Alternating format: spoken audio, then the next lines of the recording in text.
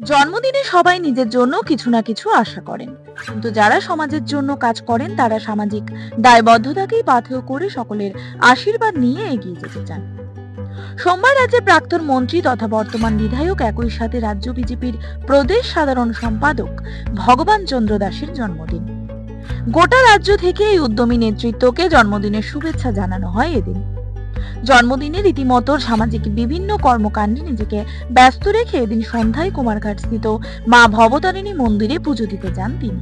এদিন মা ভবতারিণীর কাছে রাজ্যবাসীর কল্যাণ কামনার পাশাপাশি সকলের আশীর্বাদ নিয়ে আগামী দিনে আরো বেশি করে সমাজের কল্যাণে এবং সাধারণ মানুষের পাশে থাকার আশা ব্যক্ত করেন তিনি।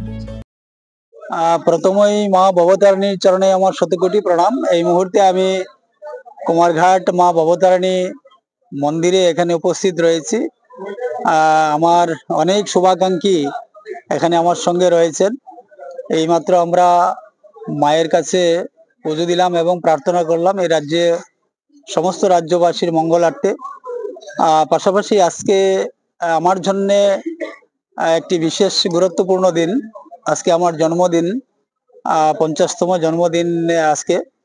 তো সেই জন্মদিনে আমি আজকে সকালবেলায় আমার গুরুর আশ্রম সেখানে যাই এবং ঠাকুরের কাছে সেই প্রার্থনা করি। আমার নিজের সুস্থতার সঙ্গে সঙ্গে রাজ্যবাসীর মঙ্গল কামনার্থে ঠাকুরের কাছে সেই প্রার্থনা করি। আর এই মুহূর্তে আমাদের মা ভবতারিণীর মন্দিরে রাজ্যবাসীর মঙ্গলার্থে এখানে পূজা অর্চনা করি এবং সবাইকে নিয়ে এখানে উপস্থিত হয়েছি। আমি যেন শারীরিক সুস্থভাবে মানুষের জন্যে, কল্যাণের জন্যে আরো বেশি করে কাজ করতে পারি। আমি যেইভাবে মায়ের কাছে সেই আশীর্বাদ চাইছি, আমি পাশাপাশি রাজ্যের প্রত্যেকটা মানুষের কাছে সেই আশীর্বাদ চাইছি। সবাই যেন আমাকে আরো বেশি করে শক্তি, সাহস এবং উৎসাহ প্রদান করেন। আমি যেন আরো সবার জন্যে পাশে থেকে কাজ করতে পারি, সেবা করতে পারি, মানুষের কাজে যেন লাগি। সেই উদ্দেশ্যেই আজকে এখানে মায়ের কাছে আসা এবং পুজো দেওয়া। ব্যুরো রিপোর্ট, দৈনিক প্রহর।